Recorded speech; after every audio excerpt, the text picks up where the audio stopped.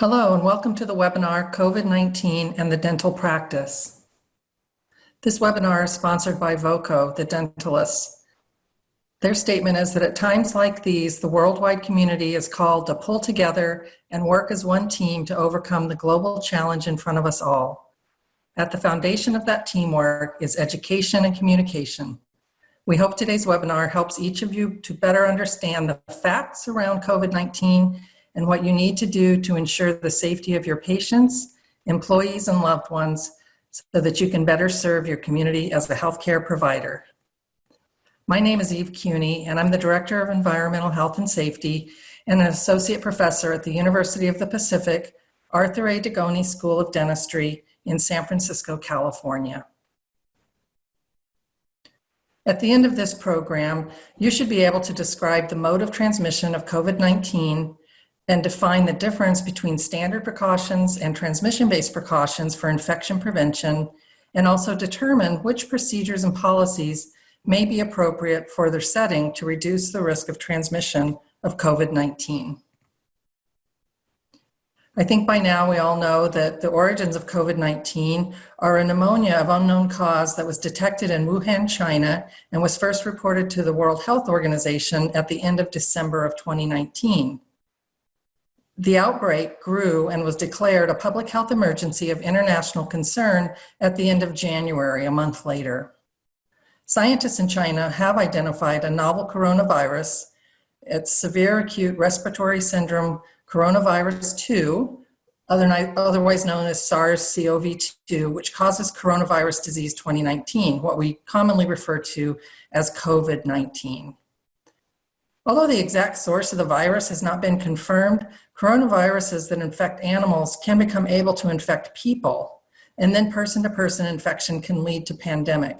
With previous coronaviruses such as SARS and MERS, the virus came from bats and then through an intermediate animal infected humans, and then finally humans were able to infect other humans with the virus. The rate of COVID-19, of course, is changing daily. The US COVID-19 cases, of course, started with imported cases, with people that were traveling back from China, not knowing their infectious status and becoming ill. Next were cases among close contacts of those people. And then finally, we had community-acquired cases where the source of the infection is unknown, which is what's going on today with the community transmission of this disease. Each day, the CDC updates the figures for the number of cases and the number of deaths in the United States. It's updated at 4 p.m. Eastern Time for the prior day. As of March 31st, figures that were released on April 1st, the total cases were 163,539 with 2,860 deaths. These are official figures for diagnosed and presumptive cases reported to CDC for all the states and territories. Of course, this is not the total number of cases that are in the United States today because many are undiagnosed and there has not been enough testing to accurately identify everyone who may be infected.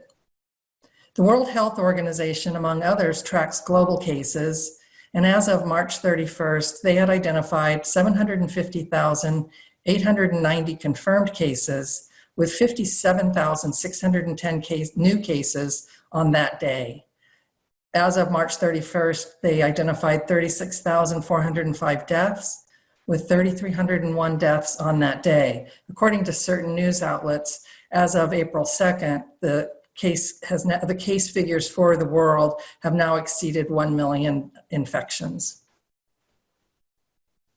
We know that currently in the United States, there are spots and locations around the country that have more cases of community transmission going on than others. And these community transmissions started occurring in Seattle, in King County, in the state of Washington. And we've also had hotspots of San Francisco, Los Angeles, currently New York, New Orleans, Detroit, and others. All the experts tell us that we have not reached the peak of this pandemic in the US, but it's not too late to take measures to slow the transmissions. And that's whether or not you're in a hot spot today. And we'll understand at the end of this program why it matters to take precautions today, even if there are no community transmissions in your community. The main reason for this rapid growth is this exponential transmission of disease. The spread of COVID-19 is exponential, meaning that it's not linear. It's not that one day there's an infection and the next day there's 2 and then there's 3 and then there's 4.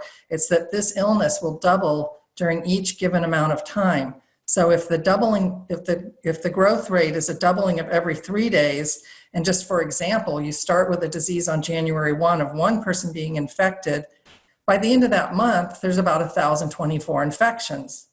Now, if you're looking at a country like the United States, that doesn't sound like a lot, and it's probably why early on, a lot of people felt that this was similar to the flu and didn't warrant great concern. That's a reasonable way to have felt back in the early days. But then when you see it get to a number like 1,024 and it's doubling every 3 days, you see a quick escalation. So if you had 1,024 infections on January 31st and it was doubling every 3 days, by February 3rd, you'd have 2,038. 3 days later, you'd have 4,096, and so on. And if it kept doubling every 3 days, unabated without mitigation, by March 19th, about a month and a half later, you would have 67 million infections. And this is what they're talking about when you hear flattening the curve, that when you have a pandemic outbreak with no intervention that has exponential growth, you see this sharp curve that goes all the way up to this peak, and it peaks out well above the community's ability to respond to it. And so they want to reduce the peak number of cases, and that also reduces the demands on our healthcare systems. And if they can do that by flattening the curve, getting people to stay away from each other, take the mitigation measures that are being recommended, we can avoid overwhelming our healthcare infrastructure. The symptoms of COVID-19, of course, are still being investigated.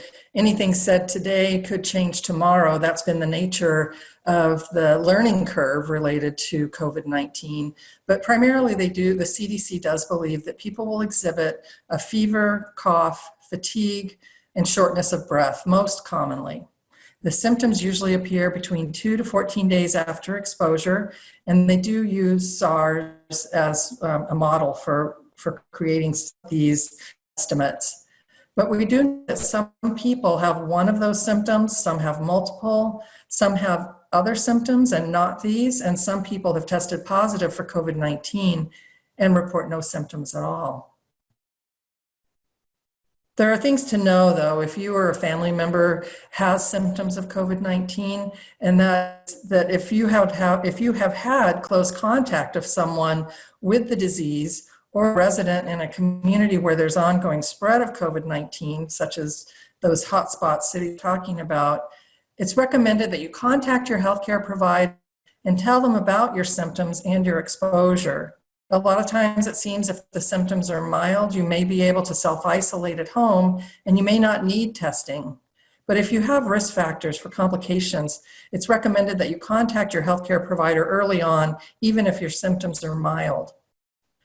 And people that are considered at higher risk for complications are adults, generally people over the age of 65, and people who have serious underlying medical conditions such as heart disease, diabetes, lung disease, kidney disease, liver disease, and people with a BMI of over 40. It may be necessary to seek emergency care if somebody is ill with COVID-19, and the CDC recommends that individuals seek immediate medical attention if they have symptoms that include difficulty breathing and shortness of breath, and that's if they don't normally have the shortness of breath, persistent pain or pressure in the chest, confusion or the inability to arouse, and if their lips are blue or their face is bluish. This is something that's being discussed a lot today, and that is, how is COVID-19 transmitted? It is still currently believed that the primary way that COVID-19 is transmitted is through close contact with an infected person, and that means being within 6 feet of them or 2 meters. And that's because the virus is carried in droplets that arise from the respiratory tract when an infected person coughs, sneezes, or speaks. These droplets can land in the mouth or noses of people who are nearby, or even possibly be inhaled into the lungs. And although there's no documentation of spread via contaminated surfaces, it is a little early to say that that means it can't be, because we know it is theoretically possible. There was a study published March 17th in the New England Journal of Medicine that found the virus in laboratory setting could survive up to 2 to 3 days on some surfaces, such as plastics, and up to 3 hours in aerosols. I think it's important to note that these were lab conditions that did not replicate what would happen in a clinical or community setting. But the implications for disinfection or respiratory risk is not known, but it does make sense to be sure that you do decontaminate potentially contaminated surfaces and take respiratory precautions when they're indicated. So kind of getting down to, what can dental professionals do? Well, there's a lot that we can do. And I think, first of all, we do want to access reliable information. The Centers for Disease Control and Prevention, the CDC, has a lot of information on their website, which is updated every day. There's an Organization for Safety, Asepsis, and Prevention, OSAP, which is a dental infection control organization that also maintains information on its website that's free of charge. And then the American Dental Association has provided a lot of very valuable information related to what dentists can do. And they came out with recommendations on April 1st regarding infection control precautions that are pretty detailed and worth taking a look at. Take the recommendations from your local, state, and federal public health officials seriously. You may hear talk about a state having certain precautions in place, but really look to your local municipality, your county or city public health department, because they may have more specific precautions related to the way that the disease is being transmitted and the rate of transmission in your location. Follow those CDC and ADA guidances and postpone elective dental procedures for now. And then check with your public health department for information on additional precautions, required business closures, and so forth. Do not panic. It's important to stay calm and listen, and don't listen or spread rumors. Social media, email chain letters, and opinions of non-medical journalists have flooded the airwaves and our email inboxes, all of our social media outlets. And it really can be very harmful if misinformation is shared. And don't assume your community has no cases of COVID-19. You probably do. The incubation can be 2 to 14 days, and people can be asymptomatic. In many locations right now, they're predicting by modeling that's being done that we may reach a peak within about 14 to 18 or even 30 days from now. And that means that today, the people who are well may be the people who are part of that peak 12 or 14 days from now. So we need to take precautions today to prevent the illnesses and the peaks that are going to happen in the coming weeks. It's important not to hoard PPE because right now it's desperately needed by frontline healthcare workers. So maybe there's something that we can do to help them. Again, the recommendation by both the CDC and the ADA, and in some cases, state boards of licensure, state health departments, and local health departments, is that we limit contact with potentially infected individuals, conserve supplies of PPE for critical medical care, and avoid becoming infected and spreading infection to household contacts and others by limiting the practice of dentistry to urgent or emergency care only, and postponing all elective dental procedures. The ADA has been helpful in this in identifying a proposed list of what might constitute dental emergency or urgent care. And in their document, they say that the dental emergency would be a potentially life-threatening and require immediate treatment to stop ongoing tissue bleeding, alleviate severe pain or infection, and would include things such as uncontrolled bleeding, cellulitis or a diffuse soft tissue bacterial infection, with intraoral or extraoral swelling that potentially compromises the patient's airway. Trauma involving facial bones, potentially compromising the patient's airway, would also be a dental emergency. Now, many of these are going to be treated in a hospital anyway. We wouldn't normally treat them in a general dental practice or most outpatient settings. However, urgent dental care is a little bit broader, and it manages on focusing it focuses on managing the conditions that require immediate attention to relieve severe pain and or risk of infection and to alleviate the burden on hospital emergency departments. These should be treated as minimally invasive as possible, which means that you may need to alter the way that you're providing care to your emergency patients, and some may be able to be treated through home care or pharmacological means, and others may need to come in for minimal treatment only.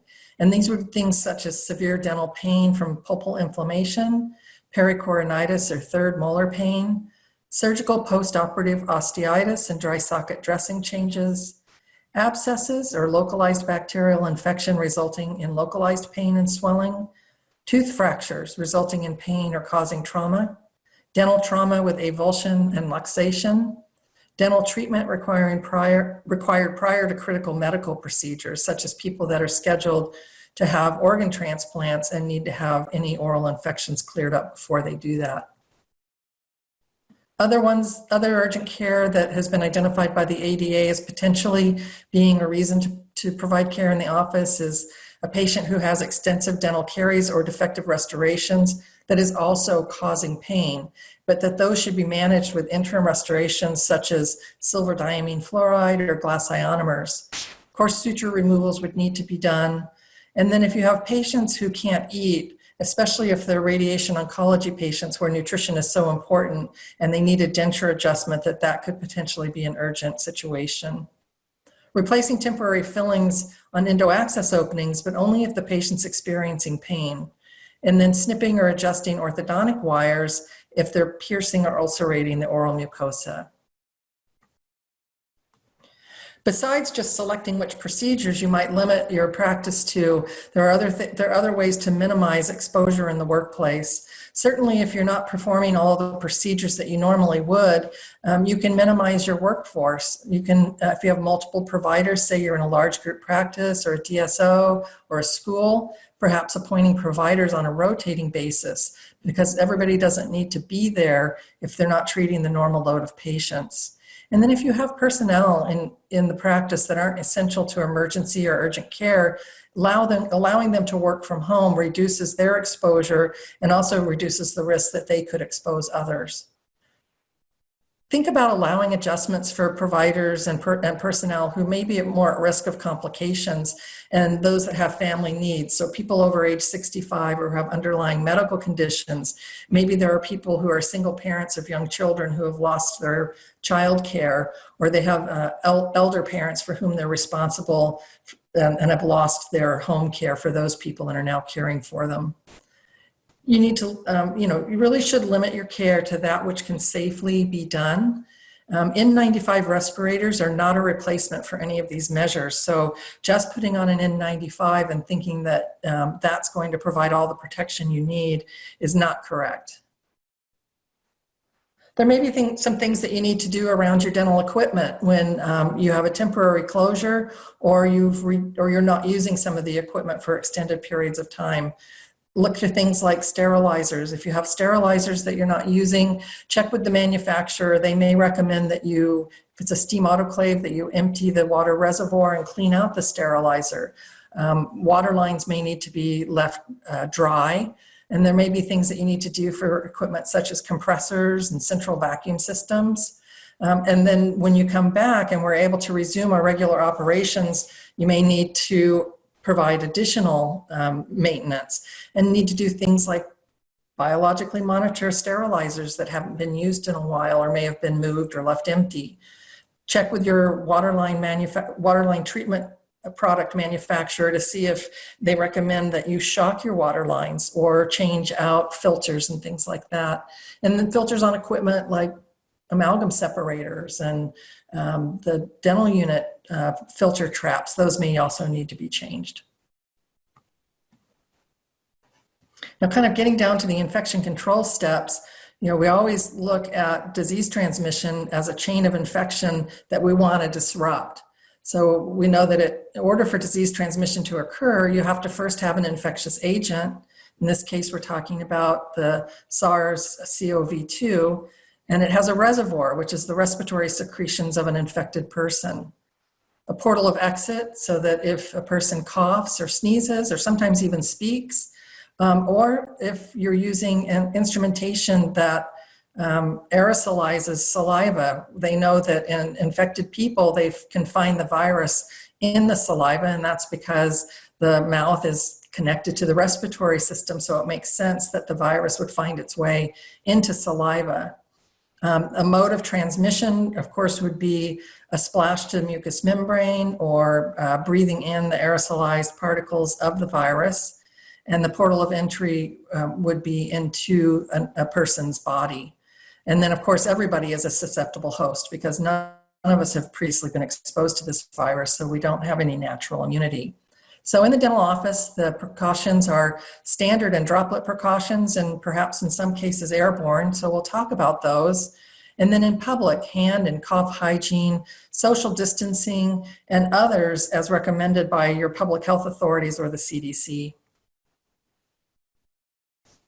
So the way that we're going to reduce exposure in dental office when you must treat patients that have a dental emergency is to always follow standard precautions. Those are our basic precautions that would be followed for every patient every time. But in addition to that, there are transmission-based precautions that are recommended for use with certain pathogens that are transmitted by the airborne droplet or contact route. And all the precautions are a combination of engineering controls, administrative controls, and PPE. So we don't want to make our whole infection control focus be on the PPE. It's a big topic right now, but it's still important to have these administrative controls, which are rules about, coming to work, taking certain precautions. We have engineering controls, which are things like ventilation, HEPA filtration. So there are things that we can do beyond PPE that can protect everybody in the workplace. So standard precautions, again, everybody should be familiar with these. These are the precautions that are recommended for all routine dental care, regardless of a patient's health status, and they prevent the transmission of diseases from body fluids, and from a patient to a provider, from a provider to a patient, and between patient and patient. And some of the elements of standard precautions include hand hygiene, use of a surgical face mask, eye protection such as goggles, face shield, or glasses with solid side shields, gloves, gowns, and all the other standard precautions that you're familiar with, such as sterilization and disinfection procedures, disposal of sharps, medication safety, vaccinations, training. But then we have this next tier of precautions. And when we talk about COVID-19 being transmitted through the droplet route, then what has been recommended by the CDC is that we follow droplet precautions. So droplet precautions are for patients known or suspected to be infected with pathogens that are transmitted by respiratory droplets that are generated by a patient who's coughing, sneezing, or talking. Those precautions include things such as a patient who is symptomatic has a mask placed over their mouth and nose, and then they're placed in a single room away from other people.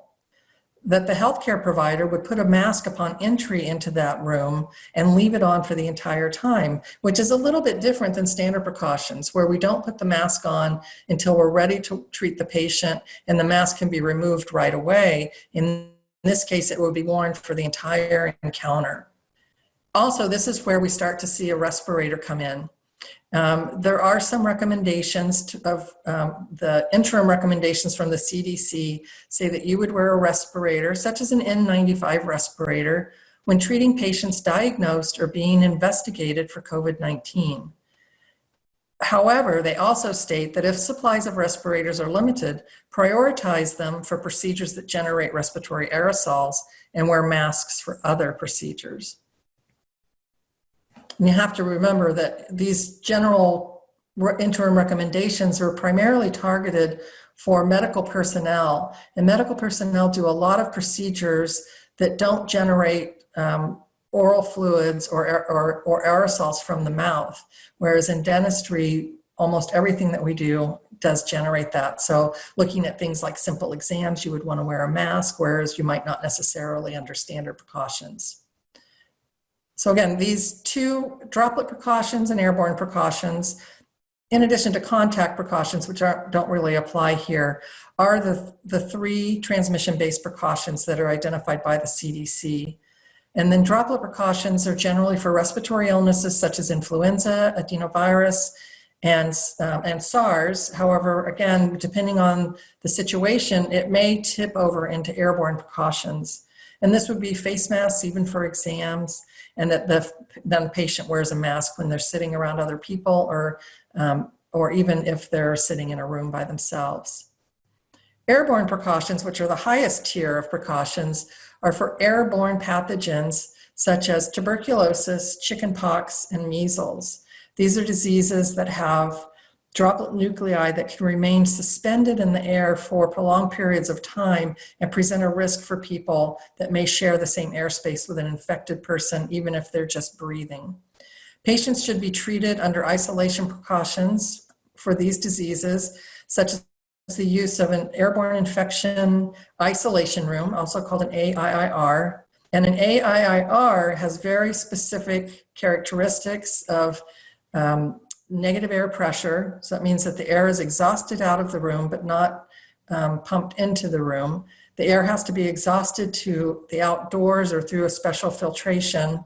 The door has to remain closed, and there has to be at least 6 and preferably 12 air exchanges per hour in the room. And there also needs to be testing of the negative pressure. So obviously, this is just not something that most dental facilities, whether they're a school or a large group practice or a solo practitioner, are going to be able to perform. And that's why generally the CDC would recommend that if you have a patient who is suspected or confirmed to be infected with one of these airborne pathogens, that you would delay treatment until they're no longer infectious, or if they had to be treated under emergency, that they would be referred to an appropriate facility, such as a hospital. On March 27th, the CDC did issue some guidelines specifically for dentistry. And of course, the first one was to postpone non-urgent dental procedures. And just as a synopsis of some of the things that were in there, it was quite short because they really do point to the other interim guidances that are available from the CDC for general health care. And these are updated frequently, and information is constantly being developed. New science is emerging, and as it is, they make changes in these recommendations. They do say that dental facilities postpone elective procedures, surgeries, and non-urgent dental visits, and prioritize urgent and emergency visits and procedures now for the coming several weeks. We don't know how long, and we'll have to monitor the public health guidance on that. Urgency for a procedure are decisions that are based on the dentist's clinical judgment and should be made on a case-by-case basis. From the experience at my own university, what we've started doing in order to be able to achieve that is set up a phone triage system where patients are not given an appointment. If they have an emergency, they call in and they speak to a dentist. The dentist talks to them about what their symptoms are. We've also set up web-based monitoring so that the dentist can also see the patient and look at their face and have them open their mouth. And then based on what they learn about that patient, they make a decision on whether or not they have to come in to be treated, if the treatment can be delayed, if they can be provided home care, if they can be treated pharmacologically and postpone treatment until a later date. If there are patients that are known or suspected to have COVID-19, then the CDC recommends that the dental provider and medical provider work together to determine an appropriate facility for treatment. So it may be consulting with that patient's physician to find out if they can be transferred to a hospital where this can be conducted, and also maybe determine whether or not they can just be treated in another way to stave off the need for the emergency care for a couple of weeks until their condition resolves. CDC also recommends that employers implement sick leave policies for dental healthcare personnel that are flexible, non-punitive, and consistent with public health guidance. And that's really to prevent people who are ill from coming to work because they feel they'll be punished if they don't. And I think we're kind of at a place today where people know that we really can't do that.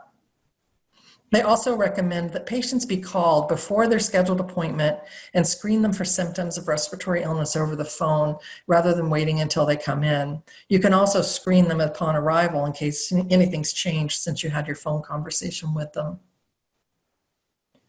We had this question come up yesterday because we did have an emergency patient who's actually recovered from COVID-19. She was ill and was hospitalized a few weeks ago with it. And looking at the CDC guidance, what they say is that patients who have COVID-19 can discontinue their home isolation if it's been at least 3 days, that's 72 hours, since they have had no fever, and that's also not taking fever-reducing medication, and if they've had improvement in their respiratory symptoms, such as the cough and the shortness of breath, and it's been at least 7 days since their symptoms first appeared.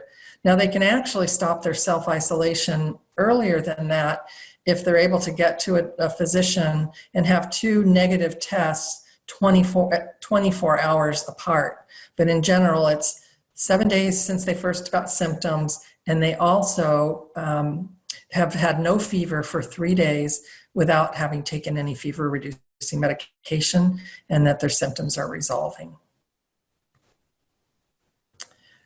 So for the general guidelines from the CDC, these interim CDC guidelines for patients known or suspected to have COVID-19, I'd like to just kind of dive into a few of the key concepts in there. And that is, the first thing that we're trying to do is limit how germs can enter a facility. It's really as simple as that, because they come in with people. That's how the virus gets into our workplaces. So again, canceling all elective procedures, using telemedicine as much as possible, but be sure that you understand what are some of the rules and regulations about providing telemedicine. There are some specific consents and privacy issues that need to be addressed. You could use a webcam or a smartphone video capability to examine swelling and so forth to determine if the patient must be seen. If you're in a larger facility, large office building or a school or other facility that has multiple entrances, try to limit the points of entry so that you can manage the visitors without having to have so many people there to do that. And you can screen patients for respiratory symptoms, again, over the phone, but upon arrival, you can have them mark a spot on the floor that's 6 feet away from whoever is receiving patients and ask them about their symptoms. You can have little disposable thermometer, temperature readers that go on the forehead, and they can take their temperature before they enter the building or before they receive care. Some of the key concepts, again, are that we would isolate symptomatic patients as soon as possible. The recommendation specifically there is to set up a separate well-ventilated triage area. What's good about doing the telephone triage is that it makes it less likely that you're going to encounter somebody who's symptomatic if you're just doing triage in the office without asking them the questions before they arrive. If you do get a patient with symptoms, and they should be placed into a private room with the door closed, and really you should be trying not to treat them. And if you don't have the facilities that we talked about before, and we'll talk about it again a little bit with the AIIRs and respirators, you may not be able to provide treatment safely to these patients.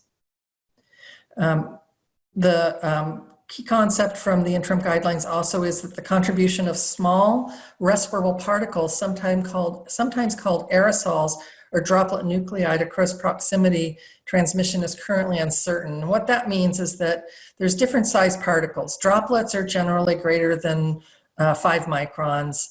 Aerosols are generally smaller than that. Some of them are much smaller than that. The respirable particles are the ones that are small enough to actually enter the respiratory tract. Droplets are too large to do that, but aerosols are not. And the concern is that if you do have some small respirable particles, such as the droplet nuclei that can be produced from the desiccation of smaller droplets or from aerosolization of oral fluids, and you're in close proximity to that, it's unknown whether or not COVID-19 can be transmitted that way, which means that to be on the safe side, you would want to assume that it's possible and take appropriate precautions.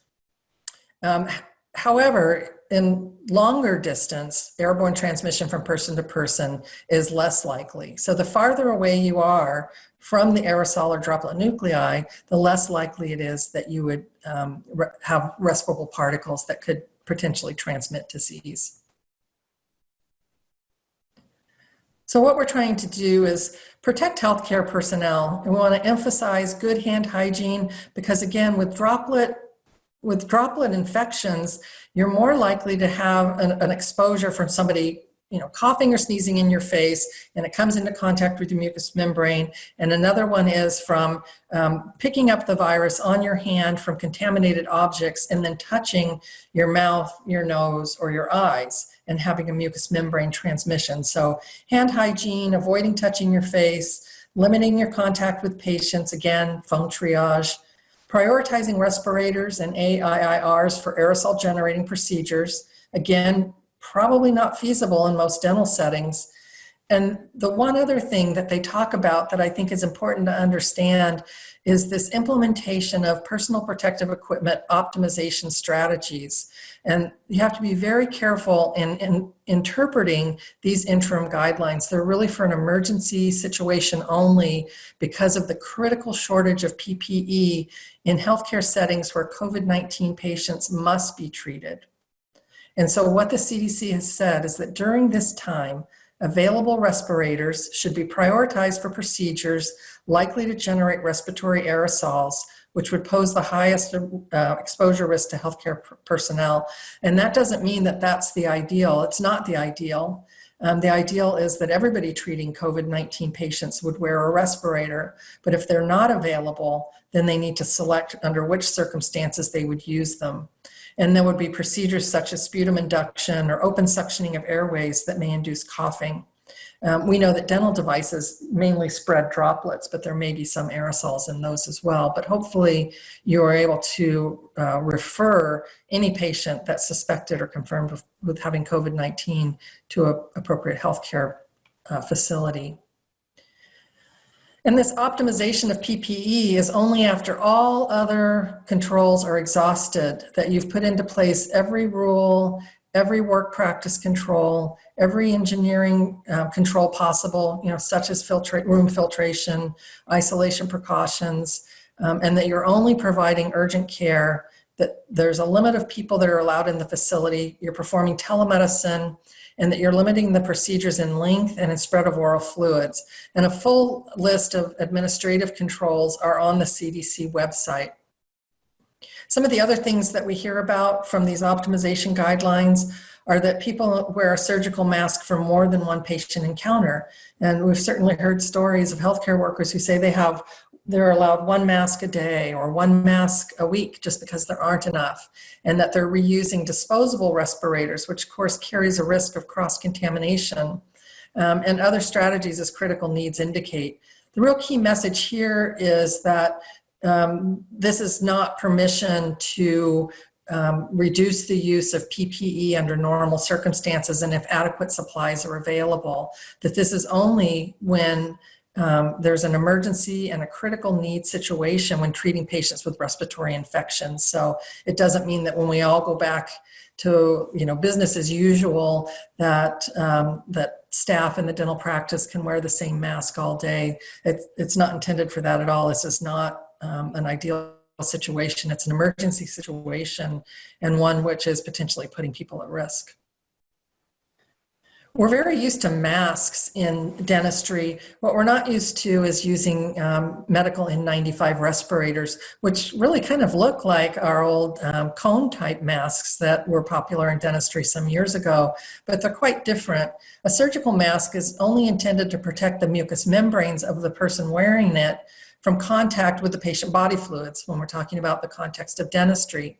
Now, it also can be worn by a person who has a respiratory illness to reduce the droplets released into the air when they cough or sneeze. So they're wearing it to protect other people from their droplets. But in healthcare, we wear it to protect our mucous membranes. The N95 respirators, or any other respirator for that point, filters particles to prevent them from reaching the respiratory tract of the wearer. And one of the main reasons that one of the main ways that an N95 respirator does this is by creating a seal around between the respirator and the wearer's face. And the only way that you can know if that seal is accomplished is by going through a series of steps that we'll talk about in a few minutes.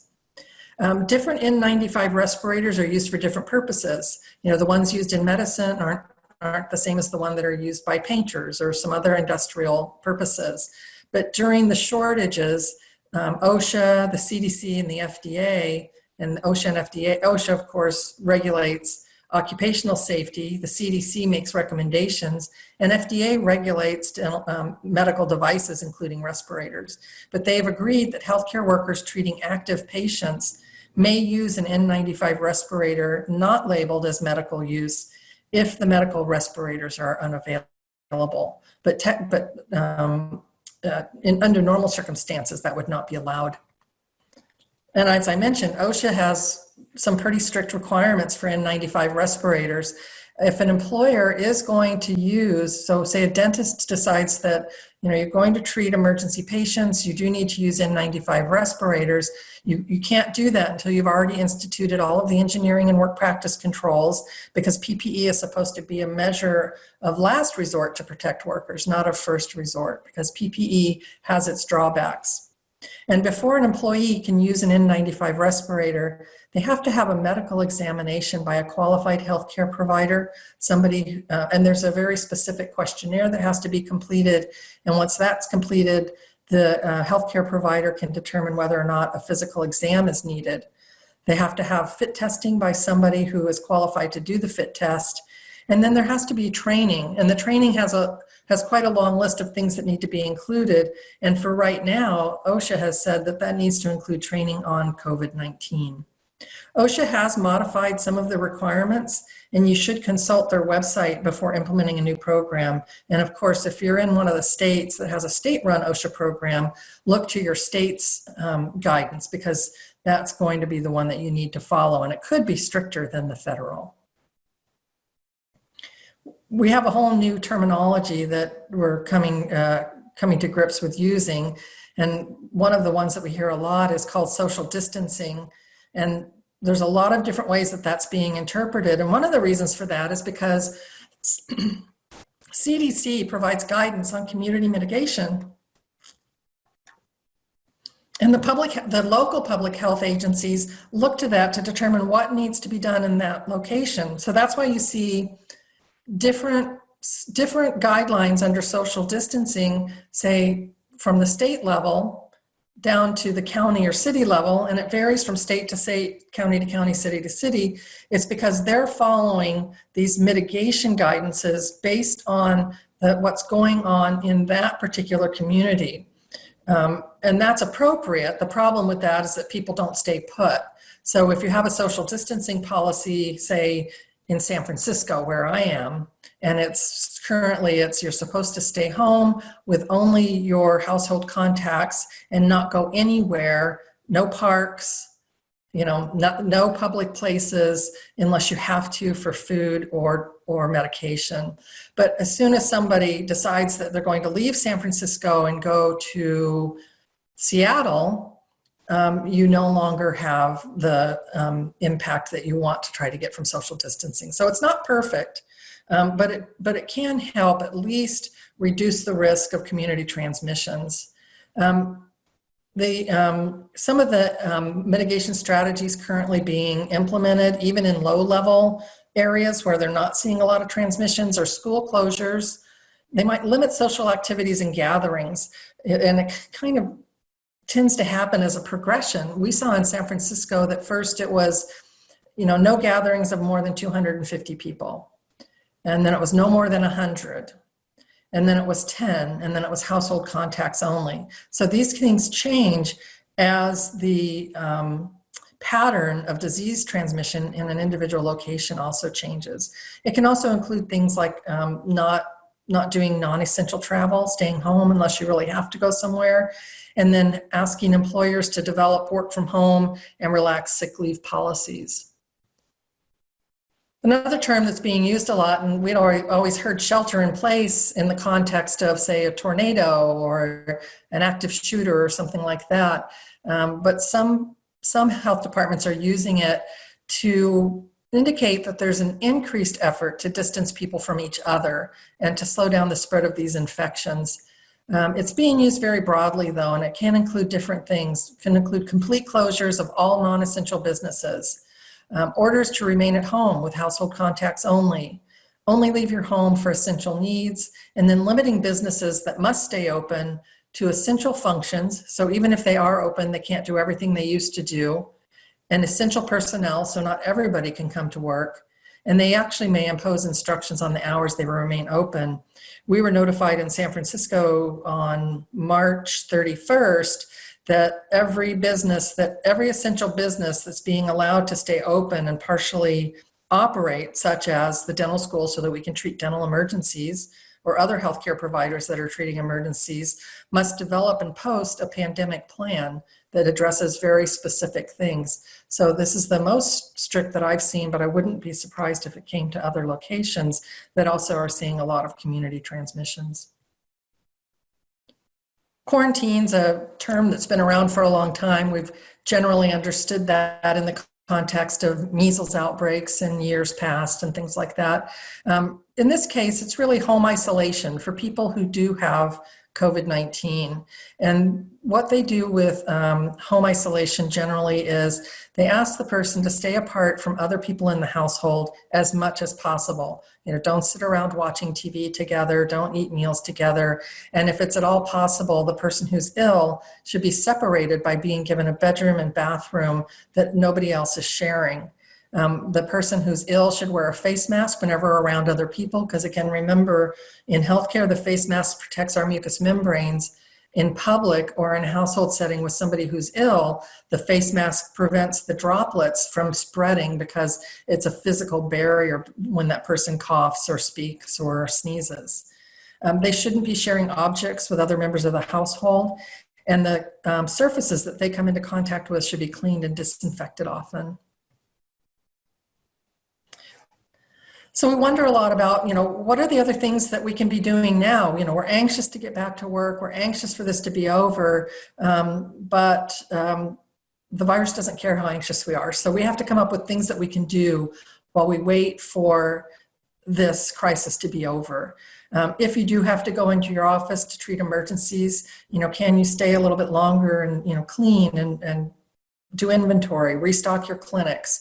But if you are going to be going into work, be sure that you follow any screening protocols recommended by health authorities for accepting patients. And then when it's time to return to work, when the number of cases is on the decline instead of on the rise, are there going to be some type of restrictions, or is it going to be phased in the way that we come back to work? Nobody has the answers to those questions. So we need to pay attention to that and start making our plans. I think there's crisis mode where you're planning for how to respond to a crisis, but then there's recovery mode, and we should be thinking about recovery, about the things that we need to do when this is over, and we want to recover our businesses and our normal lives. If you do have excess stock of PPE that's critically needed because maybe you bought a lot thinking that there would be shortages and that you'd be operating under normal circumstances and seeing a lot of patients, but now you're not. Is it possible to share that with your local hospital if they are having shortages in your area? Keep monitoring reliable sources of information such as CDC, ADA, and OSAP. I'd say CDC website changes every day, and information can be found on ADA and OSAP that change pretty frequently too. Also, bookmark the websites of your local health department and keep checking back there for updated precautions. Also, something that's been happening recently is some of these health departments have been reaching out to the dental community because they know that some of you have skills that they can use. In fact, the state of California put out a call for nursing students, medical students, retired nurses, retired doctors, dentists, and for paid positions as they prepare for the surge that's estimated to come in a couple of weeks from now. In addition to guidelines for infection control, CDC also has COVID-19 guidelines for businesses. And we know that dental facilities are primarily healthcare settings, but there's also that business element. And not all of your employees and the people that are working in the dental practice are healthcare providers. And so you want to educate all of them about how to reduce the spread of COVID-19 because it is a community spread disease. And letting people know that the virus is thought to spread mainly from person to person, through close contact, and that through respiratory droplets that are produced when an infected person coughs or sneezes and you're close enough to be exposed to those, and that they can land on your mucous membranes and possibly be inhaled into the lungs if the droplet nuclei are small enough. And that hand hygiene and cough etiquette are very important, more so than ever today, and that they should clean and disinfect touch surfaces. People also need communication and reassurance during these uncertain times. And you can communicate to your patients, you can communicate amongst yourself as team members. If you're a larger organization, communicating between departments. If you have a website, provide updates of importance to your patients there. If you have outgoing phone messages, you can put it there. There could be, if you have a mailing list, sending patients a note about what's going on, having a regular call or a web-based meeting with the team members to discuss what's going on, and then I'll keep reviewing the guidelines from the CDC and complying with all of the health department orders. For bigger organizations, people can work from home, they can check messages and return calls, they can review policies and update documents and protocols. People should be staying in touch with their supervisor to get support and ideas for work from home tasks. If possible, it's helpful to be flexible and to work with those supervisors to see if there are tasks that can be done by staff that otherwise don't have work to take home. Maybe there's a chairside assistant whose job is clinical, but they could do things like update the clinic safety manual, or do some of the required training online, and try to provide support to other departments, again, if you're in a larger organization. So at this time, I know that there are some questions, so I'd like to start answering as many of those as I can. And I will read the question and then try to give you the answer. One of the questions is, I'm an RDA and my dental office has been closed since the order. We are strictly open if there's true emergency. Is this correct protocol? These orders, these health orders vary from county to county, city to city, state to state. So really carefully reading what your order says and whether or not you're allowed to open for emergencies will give you guidance on what you can do. If you don't feel that you can safely treat emergencies, that you're not prepared to take the precautions necessary, then maybe doing some training on infection control before opening for emergencies might be a good idea. If you're under orders to close and stay closed, such as some states have ordered their dental offices, then you can't open for emergencies. What if an office chooses not to listen to these suggestions and continues elective treatment? That's a really difficult question, because I know there are offices that are doing that, and it is important to follow those health department rules and guidelines and really understand why, and maybe calling your local health department who's made these orders and talking to them about ways that you can help educate the other people in the practice could be useful. Or you may be in one of those areas where there are not yet mandated restrictions on reducing to just elective care, and these are just guidelines from the CDC and the ADA, and those are not regulatory requirements. So that could be a more difficult position for some people if you really don't have a regulatory mandate to reduce care at this point.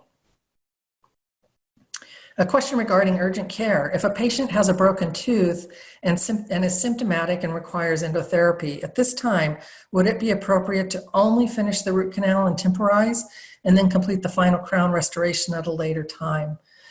Based on what the ADA and the CDC have recommended, it would actually probably be appropriate at this time to only provide a pulpal pulpal therapy just to remove the affected nerve and get the patient out of pain, and perhaps not even finish the root canal until these health orders are lifted and these recommendations are changed, and they can be placed in a temporary. And that the idea here is that you do the minimum necessary treatment to get the patient out of pain or address a situation where they have an infection. What if an office has you reuse an N95 for an entire week? Is that still effective? There is some indication that N95s can continue to be effective as a filter for multiple uses. I think the real key there is, are you doing a fit check, and does the respirator still fit properly and create a seal? Are you handling it in a way where you know that it's not going to cause cross-contamination? I think that it's going to be pretty difficult to have an N95 respirator, which is made of cloth or paper material, that is exposed to splatter and spray during a procedure, and then you have to be careful by only removing it with a clean glove. Some of the recommendations I've seen, and this is only if there are not enough N95s to change them. So if you have a supply of N95s and you're using the same one more than one time, that should not be being done. This is only when there is no other choice but to reuse that N95 because there are no more.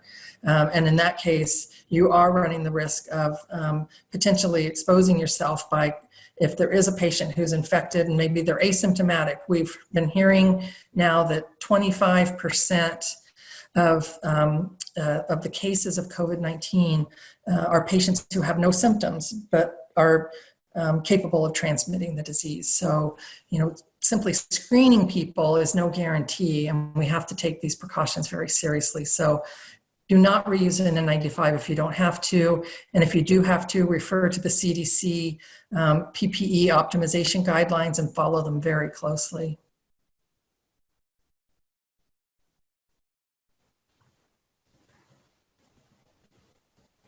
Another question is there a difference between an N95 respirator and an N95 mask?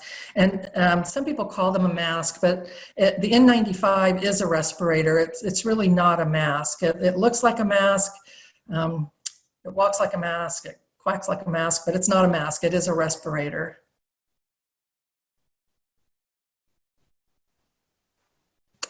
So another question, and I know this can be confusing. You said that 7 days since the last symptom to end self-isolation. Where does the 14-day self-quarantine fit into that? Why wouldn't it also be 14 days? We're really looking at two different things here. Somebody who's been diagnosed with COVID-19 and somebody who's under investigation because they've had an exposure, but they're not yet ill. So because the incubation period, the longest period of incubation is believed to be 14 days. If somebody's had an exposure and they don't develop symptoms within 14 days, or if testing is available and they don't test positive within 14 days, then they're not going to get the infection from that exposure. However, if somebody has the disease and they're ill and they've been diagnosed with COVID-19, that infection will resolve once they have no fever for 3 days and they no longer have the cough or the shortness of breath. And that it's been at least 7 days since they first became ill, because one of the things they're seeing is some people, they get ill and they have symptoms for a day or two, they start to feel a little bit better, and then maybe 2 or 3 days later, they start to feel worse again. So you want to wait until you've given it enough time that they don't have worsening symptoms. And I'm not a physician, so I don't want to provide medical advice. This would be something you would definitely want to discuss with that person's physician as well. Are you requesting the patients bring in a letter stating from their medical doctor that they have clearance post-COVID infection prior to treatment? The reality right now is that patients who have been treated, particularly in the hospital, and have been released and now they're cleared from COVID-19, the doctors and the hospitals, we've been told, at least in our area, they don't have time to do that. So it's not possible. Ideally, that would be the best, would be to get a documentation from them, because you can also treat a patient if sooner than 7 days after onset of symptoms and sooner than 3 days after they've quit having a fever, if they've gone to the doctor and had 2 negative tests 24 hours apart, then they're considered cured.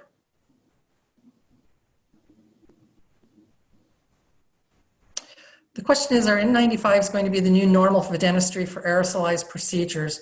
You know, I have no way of knowing that. I would say that that's unlikely. That what we're in right now is a very extraordinary situation where we have a disease that could potentially be transmitted through the airborne route. Right now, they say it's a droplet transmission is what the CDC has identified as the mechanism of transfer. However, they are still recommending N95 masks for certain procedures that may aerosolize respiratory fluids. That is true even if you're treating a patient who's active for chickenpox or measles or tuberculosis. And so we don't do that today in dental offices because of those other diseases. And I don't anticipate that we will do this in the future because there was a respiratory infection that was widespread in a pandemic that required the use of N95s for some procedures. It doesn't seem that that would be likely. So this is kind of a personal, not real personal question, but how's the pandemic affecting your students at the dental school? Will graduation still be possible? You know, we're doing, and I know all the other schools in the country and probably around the world are doing everything that we can. We provide all of our didactic content via remote means. We've front-loaded, our semester just started, our quarter just started this week. So we front-loaded all of the classroom instruction for the first 5 weeks in the hopes that after 5 weeks, if we're able to return, then we can focus solely on clinical care and get the students to get their clinical experience. And that would give us time to let them catch up. So only time will tell. We're doing our contingency planning, as is everybody else. And if we do go farther, say the entire quarter, we'll make adjustments and make sure that the students graduate, hopefully on time.